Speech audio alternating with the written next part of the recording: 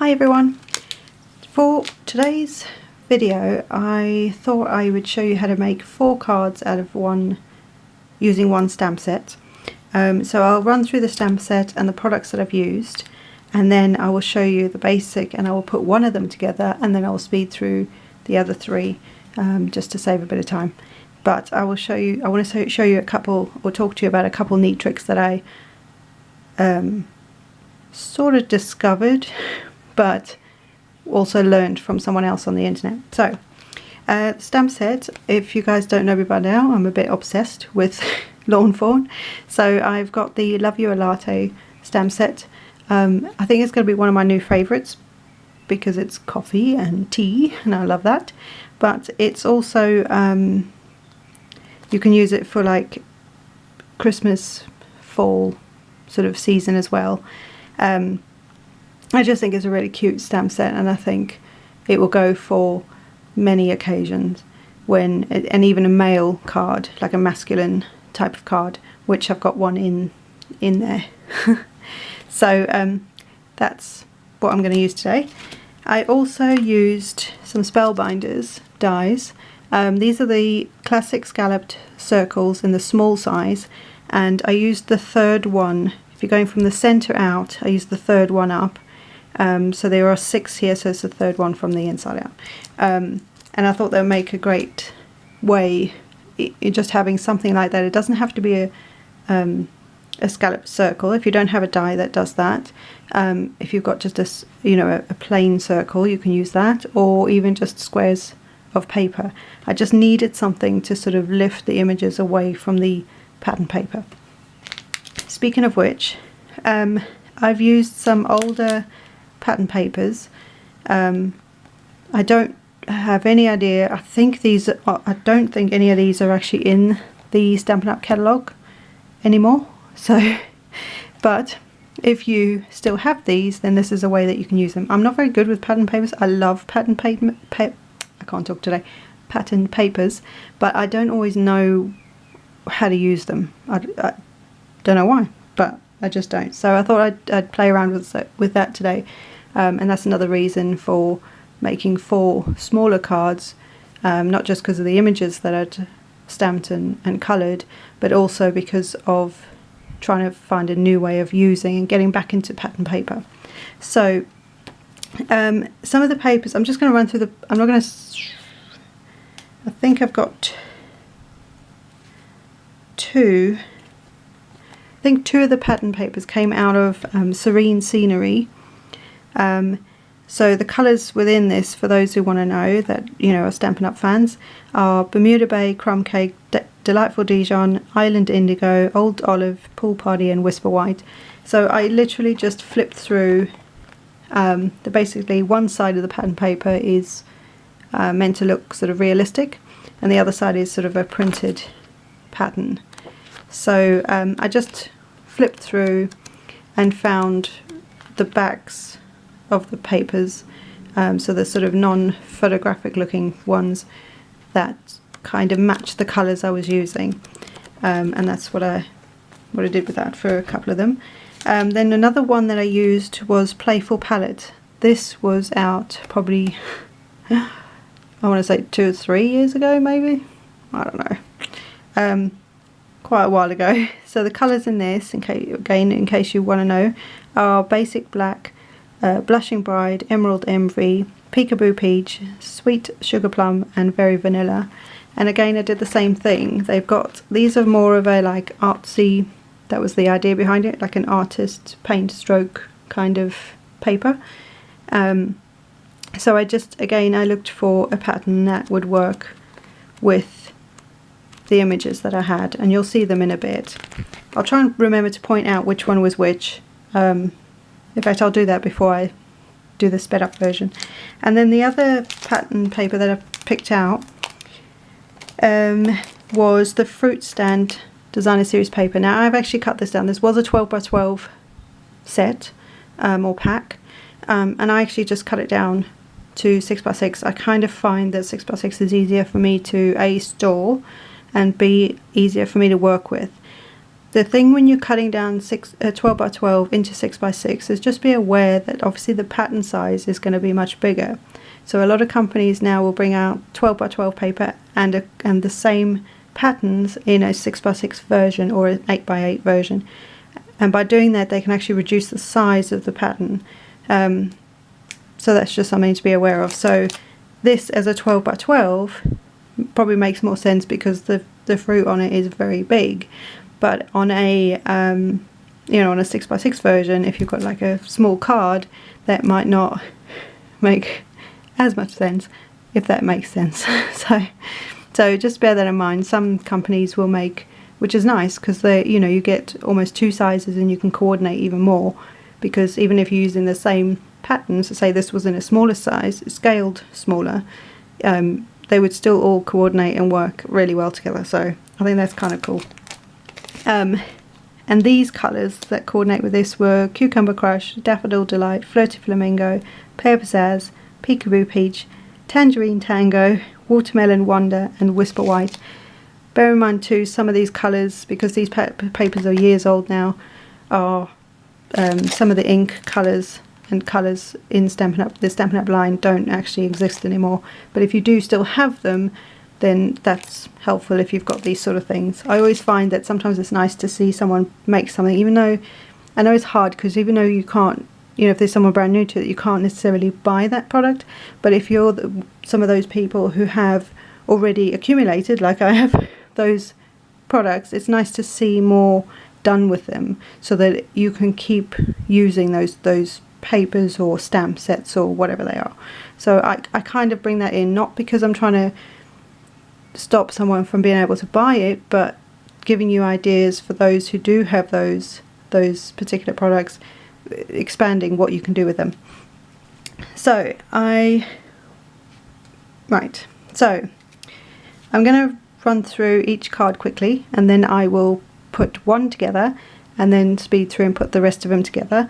When I speed through, when I insert that bit of footage, I will list the Copic colours that I used. I used an alcohol marker set, not set, they're a set to me, but they don't come in a set like with the colours I've picked. I've bought them individually, but I will list each of the colours that I've used in the speed through for those who want to know. But don't get too hung up. If you don't own Copic markers, or you know what, that doesn't matter. It's just an idea of you know, like putting the colours together on something that you're colouring in. That's down to you. These are just my ideas and what I put together.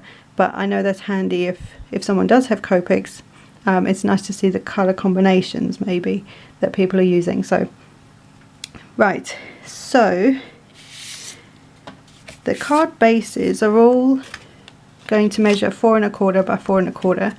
So it means that the card piece would be 8 1/2 by 4 1/4 folded at 4 1/4.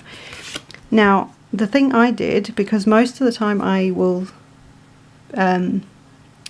create cards that are A2, which measure 5 1/2 by 4 1/4. So all I did, because I have already pre-cut some card bases, which makes it really easy, especially if you're making videos or you just you need a quick card or something like that. You don't want to faff about doing, you know, having to cut pieces out. So I do have a lot of that stuff prepped already, and all I did was I took an A2 size card and I lobbed it, technical term, I lobbed it off at 4 1/4, obviously this being the fold. Just be aware of that, otherwise you're just cutting your card and you won't have a card base. But I know that's logic for everybody, but I have done things like that before. So anyway, so I just shortened my A2 card to make a 4 1/4 by 4 1/4 inch card. So that's the nice thing, is even if you're using an A6 for those in the UK or, you know, South Africa, or anywhere you use the metric, is create your standard slightly bigger card, and then you can always cut it down so that you've got a smaller version for something different. So that's the size of that. Then the piece of pattern paper, so this is one from Serene Scenery, so it's got that photographic version on the back and then a pattern on the front. I cut this to 3 3/4 by 3 3/4, and all of them were cut to this size, all the pattern papers. I just like the idea that there's a bigger border here, so that's one thing. And the other thing is these images are really tiny, so I had to find a way to bring them out of the card so they don't get lost either in the pattern paper or just in the card in general, because it's obviously a fairly standard, not large card, but it's, you know, it's a bigger card for this size image, and especially them only using a couple of images on each card. So I've got that there. This piece is actually, there's two of these that cut off, and these are actually where I cut the card down. I don't know if you can see that. Where I've cut the card down from A2 to 4 1/4, that's the leftover. So I've just got a piece of this that I'm going to use on the card, on all the cards. There'll be two pieces of this, but I've just grabbed one. This is the little scallop circle from Spellbinders. So I've done, two of them have got a creamy colour, which is very vanilla, and two of them have a white cardstock, which I think is actually Nina cardstock, which I believe is the same cardstock I coloured them in the images on. This colour, I can't remember off the top of my head, I think this is Old Olive, and this is Blackberry Bliss, I want to say. So really very rich purple. So you guys know me now, I die cut using my stamped images using my brother's Scan and Cut. I love that thing. There are a couple things that I needed as a bit of a learning curve. One of them was things like this. What I did, I got a tip, and I cannot for the life of me remember her name or her channel or anything, and I'm so sorry. If I can find it, I will link it below, but it's a great tutorial, and she shows on, as it turns out, on a Stampin' Up image from this year's catalogue, that if you've got an image where there are part of the image is away from, like, not joined to the main image, there's a way that you can almost trick the Scan and Cut to actually die cut around it so that you have it as one piece when you take it out. So I tried it with the lettering. Now I don't know that the camera is going to pick this up, but I've left the pencil marks that I made. I've got one there, one little one there, just anywhere I thought that I wanted the Scan and Cut to miss that. So I didn't want the Scan and Cut to go right underneath the word love. I didn't need it to go all the way in there. I just needed an outline of where I wanted it to cut. So it takes a little bit of thinking, but look at that, it's die cut that scrolly image, you know, sentiment image, and it's lovely. So I just need to rub out the pencil lines. So I'll show you on, this is another one, but again I can't actually, where I'm sitting I can't quite see whether or not you can see the pencil marks, but this is a good example because I get it like so. Where the dot of the eye is, I actually drew a line, a pencil line, just between the two, so that it wouldn't cut the little dot of the eye, it wouldn't die cut that separately. It's sort of made it as if it's one piece, which is awesome. So let's get one of these together, and then I will fast forward through the rest of them. So I'm going to just work from the base up. You don't have to do that. A lot of people will work from, say, this backing, the first layer up, and then put the whole thing together. If I'm working on something that's I know is going to be fairly straightforward, I'll just do it from you know, the base card up. If it's going to be a bit more I can't get this, it's going to be a bit more complicated, then I might do it the other way.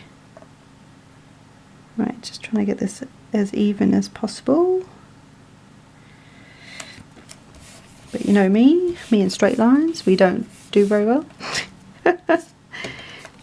This one I decided to put this little strip. I decided, if it will let me, to put this on the left hand side. So I'm not like, I'm not going to overthink this. My husband always says this to me with other things, because of my anxiety and depression and things like that. Sometimes when I overthink things, it becomes a much bigger deal, right? And it doesn't need to be like that. So he often says to me, don't overthink things, you know. So I'm not overthinking where I'm placing that. It's just going on the left, right? And I think that actually helps sometimes. Right, so I think I might just pop all of these guys up. Where are the popping, dotting things? These are just Stampin' Dimensionals. You can use any foam pop dot thing. Before I do that one, let's put this one up.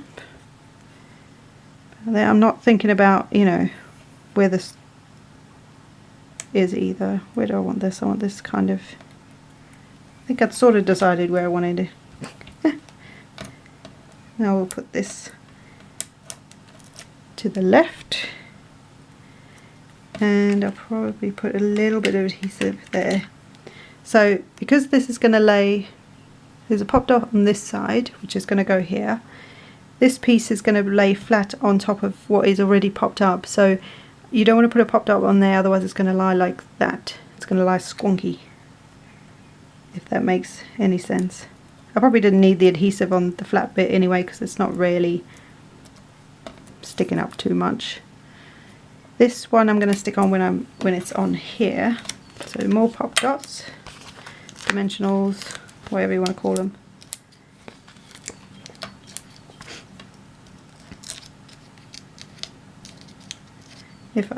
If I can get them off. Isn't that always the way when you're in a bit of, yeah, because my camera's going to die in a minute or so. It's about right for me. Right, so this is kind of a long, oh, I haven't rubbed that out. Oh no, that's okay. It's kind of a long sentiment, so I don't want this too much in the middle because it's going to stick off the top, and I don't necessarily want that. So I'm just eyeballing where I think I might want this. Probably about here. I think that'll be a nice little spot. And I think also having things slightly offset, or you know, not exactly in the middle, if you know what I mean. I think it lends itself to quite a nice, almost like an artistic sort of thing. It's just nice to have things offset sometimes, and also for someone like me who, like I say, cannot do straight lines very well, it's quite handy. So let's just see. So I've got two on there. Now the one, I've popped this up on here, but this is already popped up. So the one that's going to lie on the background paper, I need that popped up as well.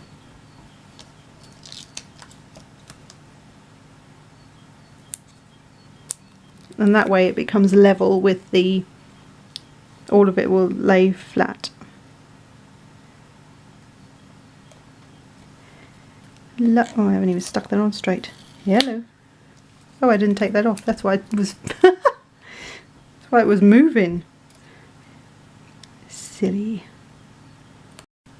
I knew it was going to die on me. So let me just because I folded the card flat, I'll just re-stick that. And there's one of the little cards. So what I'll do now is I will speed through the rest of it. Don't know where it cut out, but basically I have 2 bits of foam tape on this top portion and one on this part of the sentiment. The reason being is this scallop circle is already popped up, so this has got 2 layers, and now so does this, so it lies flat. That makes sense? So there's card number 1. I will switch you over to super speedy so we can put the rest of them together, and then I'll come back and I'll show you all 4 of them together.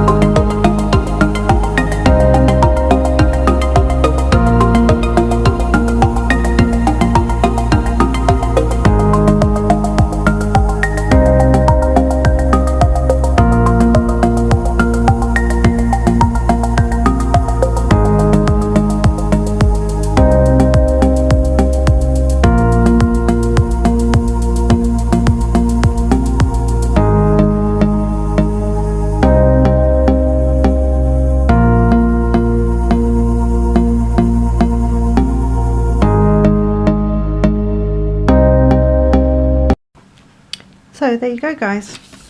That's just my list of thingies. So that's the first one that we made. And all I did was I coordinated as much as I could the colours that I used in the Copic with cardstock that I had. So again, it's down to you what colours you colour these, whatever images you have going on.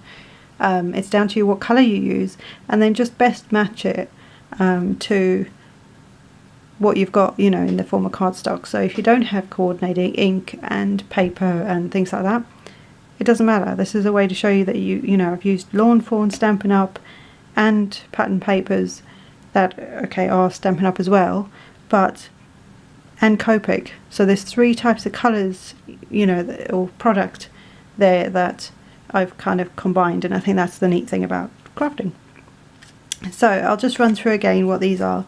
So this is Blackberry Bliss, and I believe this is Old Olive, and this pattern paper is from the Serene Scenery, but again it's just a spotty green, you know, coordinating coloured paper. This is, I always get this the wrong way round, this is Garden Green, I believe, Stampin' Up cardstock. This pattern paper was from the Playful palette. Yeah, is that what it's called? Yeah. And again, because it was a more masculine card, I thought actually this would, because of his moustache, I thought this would work quite nicely as a more masculine pattern paper. So that, again, you know, dots would work, stripes would work, anything like that, but I just thought that worked really well. And because this is more of a, this is very vanilla in the background, I used very vanilla here. With this one, I just thought the vanilla cardstock worked quite well, so in case I didn't tell you what that colour was. So this is very vanilla. Yeah. This one is Smoky Slate is the base and this piece. This is Nina Solo White. I think I've got the £110, which is quite a heavy sort of, it's a good cardstock for a card base. I haven't tried the £80, I actually can't get hold of it at the moment, so it's obviously popular. So I use that, and this pattern paper is again from the Serene Scenery pack. So again, I just found a blue that I thought, and the pattern being, you know, tea, like tea stains, coffee rings, that kind of thing.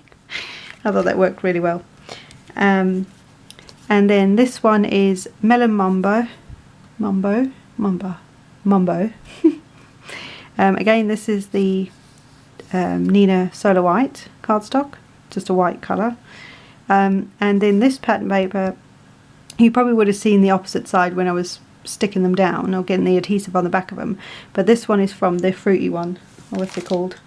Fruit stand. I've got everything over there. So and again, I just coordinated with the colour I'd used. You would have noticed that a couple of times I didn't like the positioning of things, so that's the good thing. It's at the back of the card, just take it off carefully. Most of the time you won't have a problem. It will come off fairly easily, especially if you haven't completely gone smush so that it sticks. You should be good.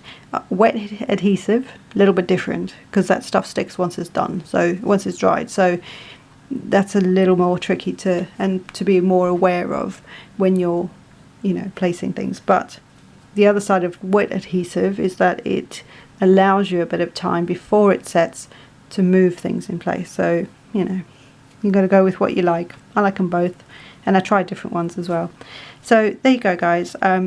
Not necessarily as a set. They could go as a set to someone if you wanted to, or you can just have 4 really quick, easy cards. This doesn't take a lot of time because your card bases, if you've already set them up, are basically ready to go. You're just chopping them, making them shorter. If you haven't done that, then that's okay too. You can just, you know, make your card bases.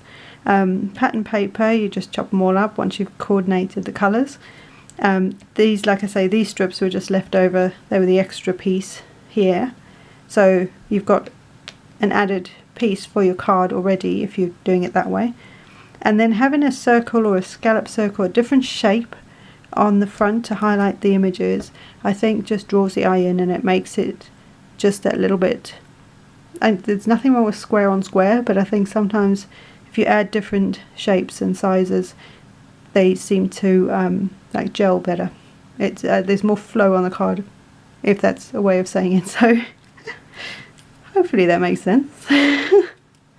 Right, so there you go, guys. Oh, that's not even in frame, is it? So there you go, 4 honestly really easy cards. The only thing different on this is the images, the pattern paper, just to make them a little bit different, the colours that are combined, and the main thing that's different is that the placement of the, as far as the design goes, is the placement of these 2 elements on each card. So these are all in a different place, changes the way the card looks, and then by placing your circles or your main image, your topper, I haven't used that word for a long time, that again changes the look of the card. So there's essentially 4 different, what's the word? There's a word for them, isn't there? Not a template, but like a, I can't think of the word. But your design, basically, of your card. Anyway, if anybody can remember that, please put it in the comments, because that's from years ago. I can't think what it's called. People still do it now. There's tons of it out there, but I just cannot think what it is. And if you're a scrapbooker, 12 by 12, 8 by 8, whatever, you can use the same idea, the same layout, that's the word. You can use the same layout ideas on a scrapbook page. So instead of maybe the images themselves could be where your photo goes, or maybe, you know, if you ignore the images on here, this so, you know, the circle, that could be how you cut your photograph out in that shape.